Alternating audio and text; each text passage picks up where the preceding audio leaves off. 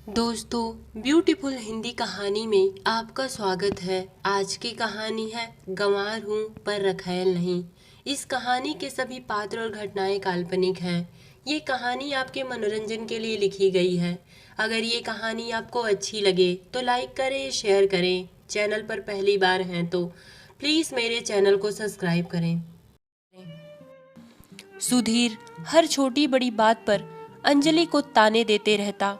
गंवार कहीं की, जा अपना बदसूरत चेहरा शीशे में देख, तब मेरे से बात कर।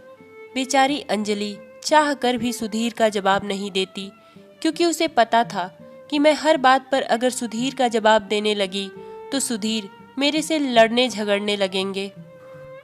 उनको तो ना मेरी फिक्र है और ना ही अपने छोटे छोटे बच्चे की। पिंकी और चिंटू अभी छोटे हैं, हम लोगों का लड़ना झगड़ना देखेंगे तो उन पर क्या असर पड़ेगा। एक माँ होने के नाते अंजलि अपने बच्चे के बारे में सोच सुधीर के मुंह कभी नहीं लगती। अंजलि की शादी मात्र अभी 12 साल ही हुई थी। इन 12 सालों में सुधीर से शादी कर उसने मानो पूरी दुनिया का नज़ारा देख लिया हो। सुधीर और अंजलि का रिश्ता किसी तरह बस चल रहा था। उस रिश्ते में पहले जैसी अब कोई बात नहीं थी, क्योंकि अंजलि गांव में पली बढ़ी एक साधारण लड़की थी। पर जब से शादी हुई थी, शादी के महज 2 साल बाद वो सुधीर के साथ बेंगलुरु आ गई थी। बेंगलुरु आने के कुछ दिनों तक सुधीर और अंजलि का रिश्ता तो ठीक ठाक चला, और बेंगलुरु आने के 1 साल बाद ही अंजलि ने 2 जुड़वा बच्चों को, यानी एक लड़के और एक लड़की को जन्म दिया। सुधीर भी उस टाइम पर बहुत खुश था, पर अंजलि के ऊपर 2 बच्चों की जिम्मेदारी और घर के कामों से फुर्सत न होने की वजह से अपने आप पर और सुधीर पर ज्यादा ध्यान नहीं दे पा रही थी। अंजलि का सिंपल तरीके से रहन सहन सुधीर को अब भा नहीं रहा था।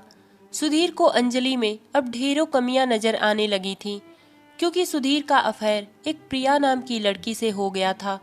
प्रिया दिखने में तो बहुत सुंदर थी, पर उसके चाल चलन और रहन सहन बिल्कुल ठीक नहीं थे। पर कुछ लड़कियां ऐसी होती हैं कि पैसों के खातिर लोगों का बसा बसाया घर बर्बाद करने में पीछे नहीं हटती। उन्हीं लड़कियों में से थी प्रिया। जब से सुधीर प्रिया के चंगुल में फंसा था, तब से उसने अपने हंसते खेलते परिवार को मानो छोड़ ही दिया था। वो तो अंजलि जैसा था कि सुधीर जैसे इंसान से अपना रिश्ता जोड़ के रखी थी। पर अंजलि अब इस रिश्ते को झेलते झेलते थक चुकी थी। पर उसके सामने उसके 2 मासूम बच्चे थे। बच्चे तो आखिर बच्चे ही होते हैं, बच्चों को क्या पता कि उनका बाप बेवड़ा निकल गया। चिंटू और पिंकी जब अंजलि से सवाल करते कि मम्मी, पापा अब पहले की तरह हम दोनों से प्यार क्यों नहीं करते और देर रात को घर क्यों आते हैं, अपने बच्चों के मासूम से सवालों से परेशान अंजलि किसी तरह उन्हें समझाते हुए कहती, बेटा, पापा को बहुत ज्यादा काम रहता है, इसलिए वो हर रोज हमारे लिए ओवर टाइम करते। यही कहकर अंजलि एक कोने में जाकर रोने लगती।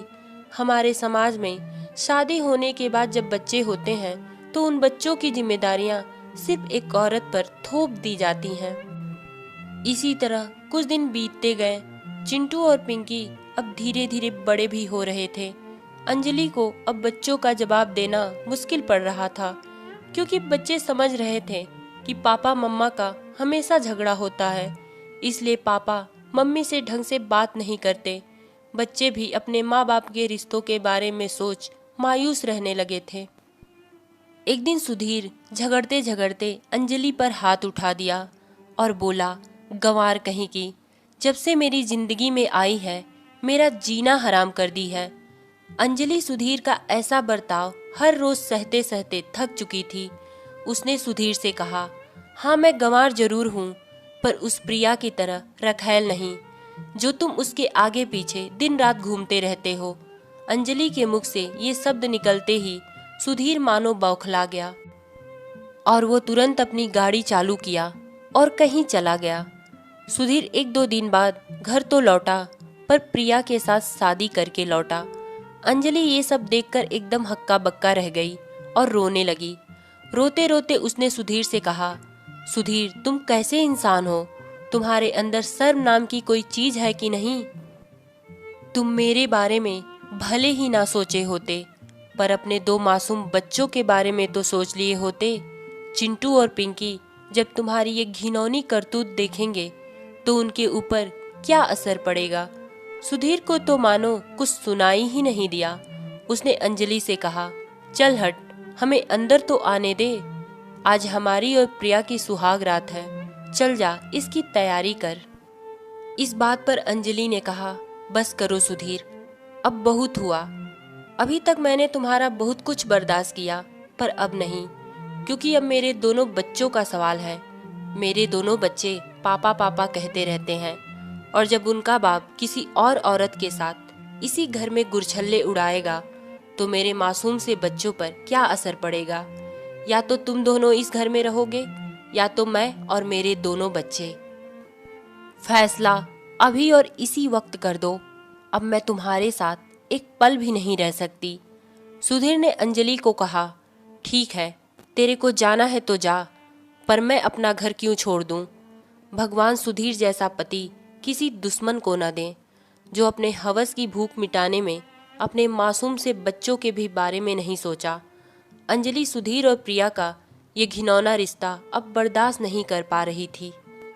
उसने तुरंत अपना जरूरी सामान पैक किया और अपने दोनों बच्चों को लेकर निकल गई, पर उसे समझ में नहीं आ रहा था कि वो जाए तो कहाँ जाए। बेंगलुरु के इतने बड़े शहर में उसे कौन सहारा देगा। ऊपर से अंजलि ज्यादा पढ़ी लिखी नहीं थी। अंजलि को अब कुछ समझ में नहीं आ रहा था। शायद उसके हौसले अब डगमगा रहे थे, पर फिर भी उसने हिम्मत ना हारने की ठान ली। उसे जीना था तो सिर्फ अपने दोनों बच्चों के लिए। बाप तो निकम्मा निकली चुका था, आखिर बच्चे किसके सहारे जिएंगे। अंजलि रेलवे स्टेशन गई और कुछ दिनों तक उसने रेलवे स्टेशन पर गुजारा। उसके हाथ में थोड़े बहुत पैसे थे, जिससे कुछ दिनों तक खाने पीने का चल गया। पिंकी और चिंटू भी 15 से 16 साल के हो ही गए थे। अपनी माँ अंजलि का इस तरह भटकना उन्हें देखा नहीं गया। उन लोगों ने अपनी माँ से कहा, माँ हम इस तरह स्टेशन पर कितनी रात गुजारेंगे। अब हम इतने छोटे भी नहीं हैं, इसलिए प्लीज आप यहाँ से चलें। हम दोनों भाई बहन छोटे छोटे बच्चों को ट्यूशन पढ़ाएंगे। अंजलि को भी चिंटू और पिंकी की बातें सही लगी, क्योंकि उसे भी इस तरह का भटकना सही नहीं लग रहा था। किसी तरह करके उन लोगों ने एक रूम का किराए का घर लिया और उसी घर में गुजारा करने लगे। पिंकी और चिंटू शाम सुबह छोटे बच्चों को ट्यूशन पढ़ाते और अंजलि सिलाई का काम करती।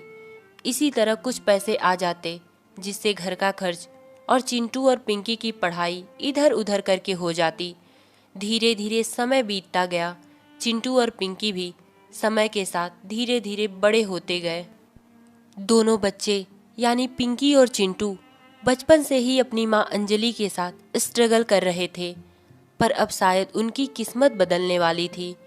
चिंटू की एक अच्छी खासी कंपनी में जॉब लग गई और पिंकी की भी एक अच्छे खासे प्राइवेट बैंक में जॉब लग गई। दोस्तों, किसी का भी समय हमेशा बराबर नहीं होता, समय जरूर बदलता है, जैसे कि पिंकी और चिंटू का समय बदला। कुछ दिन बाद अंजलि ने पिंकी और चिंटू दोनों की शादी कर दी। पिंकी अपने ससुराल चली गई और चिंटू अपनी पत्नी के साथ खुश था। पिंकी और चिंटू को खुश देखता हुआ अंजलि को एक सुकून मिला कि चलो मेरी किस्मत तो खराब थी, पर मेरे दोनों बच्चे अपने पैर पर खड़े होकर अपनी घर गृहस्थी संभाल रहे हैं। एक सुबह अंजलि ने चिंटू को एक खत दिया और कहा, चिंटू अब मैं अपनी पूरी जिम्मेदारियों से मुक्त हो चुकी हूँ और तुम दोनों भाई बहन अपने अपने घर गृहस्थी में खुश हो, इसलिए मैं इस मोह माया की दुनिया को छोड़कर बहुत दूर जा रही हूँ। पर ये खत जो मैं तुम्हें दे रही हूँ, ये खत तुम कभी मत पढ़ना। अगर तुम्हारे पिता सुधीर कभी भूले भटके हम तीनों को ढूंढते हुए आए तो ये खत तुम उन्हें पकड़ा देना और पिंकी को भी बता देना।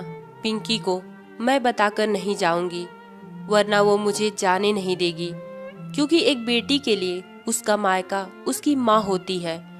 पर मैं अब बहुत जी ली तुम लोगों के खातिर, अब मुझे अपने लिए तुम दोनों जीने दो। यही कहकर अंजलि वहां से जाने लगी। चिंटू तुरंत अपने माँ के गले लग गया और बोला, माँ मत जाओ, माँ हम लोग तुम्हारे बिना कैसे जी सकते हैं। अंजलि ने चिंटू से कहा, बेटा तुम दोनों की शादी हो गई है, अब तुम लोग अपनी घर गृहस्थी संभालो और प्लीज मुझे रोकने की कोशिश मत करो। यही कहकर अंजलि वहां से चली गई। अंजलि ने सही ही कहा था। अंजलि के जाने के 2 से 4 साल बाद सुधीर अंजलि, पिंकी और चिंटू तीनों को ढूंढता हुआ आखिरकार चिंटू के पास आ ही गया। सुधीर चिंटू को देखते ही रोने लगा और कहा, बेटा मुझे माफ कर दो, मैंने उस टाइम तुम तीनों की कदर नहीं की, पर अब मुझे समझ में आ गया है कि अपना परिवार क्या होता है। सुधीर ने रोते रोते चिंटू से पूछा, चिंटू अंजलि और पिंकी कहाँ हैं? चिंटू ने अपने पिता सुधीर से कहा, पापा पिंकी की तो शादी हो गई है, पर माँ आपके लिए एक खत छोड़कर गई हैं, अभी मैं लाता हूँ।